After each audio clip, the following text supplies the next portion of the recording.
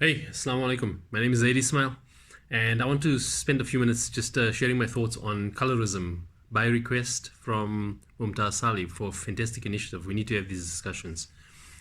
Colorism is something that has plagued our community for generations. Where it started, to be honest, I don't care. Sometimes we spend so much time trying to figure out why we are the way we are that we don't spend enough time trying to undo what we know is wrong. So what is it about colorism that is so ridiculous?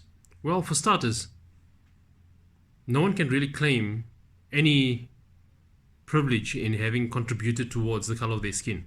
You were born that way. But that's not even the point either. The point is the ridiculousness that we carry in our minds that suggests that the color of your skin will determine your honor, your dignity, your success, or the social standing of your family. Let's think about that for a second. Why on earth would the color of my skin determine privilege or social standing? I can't will it into someone else's mind to give me an elevated sense of status just because of the color of my skin. So it means that someone else has to respect it. Someone else has to recognize it as a symbol of success or a symbol of dignity or whatever stupid thing it is that we believe about the color of skin, right? But why is it that we would associate that with success or something like that with success? I think it's the same reason why we associate religiosity with piousness. It's that association with what we think others respect or revere or admire that we believe will earn us that respect that they have for that thing. And in this case, that thing is the color of your skin. It's obvious. There's more than enough examples around us that the color of your skin has nothing to do with success. The only time it wins you privilege is if you use it to engage in a system that recognizes it as a symbol of privilege or a symbol of superiority of some sort. And that system that does that is so deeply entrenched, I sometimes wonder if it's really worth our while to try to undo that system. Because sometimes the amount of effort you put into breaking or trying to fix a broken system distracts you from the good that you would be able to do otherwise. So if you find yourself surrounded by bigots, by people that are racist or prejudiced because of physical attributes that mean absolutely nothing to the quality of the human or to the essence of the compassion of the person that is covered in that skin. If you're surrounded by such people, politely exit. You can correct them if you think that they're open to correction. Or you can just plant seeds to get them to question whether that is actually something that should be respected or revered. But more importantly, associate yourself with people who represent the values and the principles that you uphold. And if not recognizing the merit of a person through the color of their skin, but instead looking at the virtues and the merits of the individual in their conduct and in their character is what you cherish, then surround yourself with people like that. And the reason for this is simple. You know, we always talk of strength in numbers.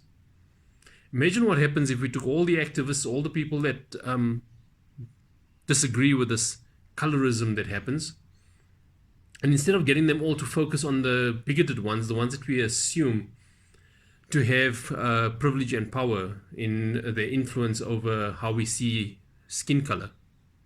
Imagine if we took all of those people and we just redirected them at establishing sincere, wholesome goodness towards each other and towards anyone they come into contact with. You see, instead of trying to fix a broken system, you should rather try to create a new one. And I know this is going to be a contentious point, but maybe it's something we need to consider. We can blame apartheid, we can blame colonialism, we can blame the caste system, we can blame any number of things. But the reality is that all of those systems are bigger than who we are. But it's bigger than who we are because of the amount of people that still subscribe to it. And people subscribe to it willingly for one very simple reason. If I am insecure about who I am as an individual, if I am insecure about my identity without the external trinkets that define, or the tokens that define my success or my status, then I'll need to be associated with something that other people revere, so that I can hope to get that respect by my association with that. And this is why colorism becomes important. It becomes important because we believe that intrinsically as individuals we're not good enough, so we need to lock onto things like the color of our skin, our social standing, our status in wealth, our religiosity, how we overtly practice religion as opposed to how sincere we are in practicing it.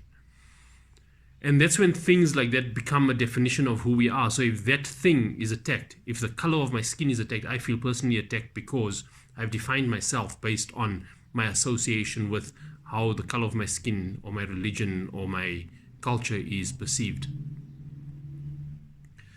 There might be merit in defending that, but there's more merit in undoing it. And the way you undo it is you don't feed into the cycle that sustains it. Because the person that is attacking it, the person that is using it as a standard to judge you,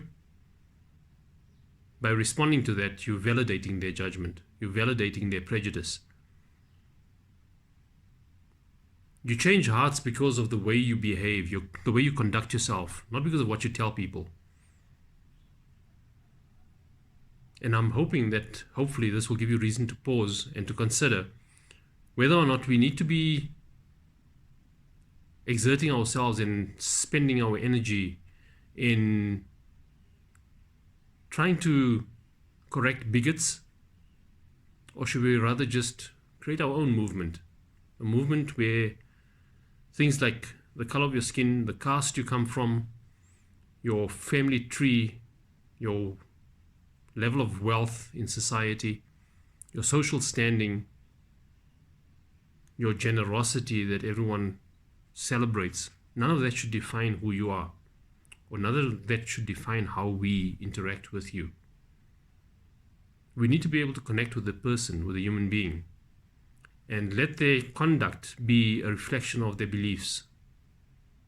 We need to start spreading our belief systems through our actions, not through words.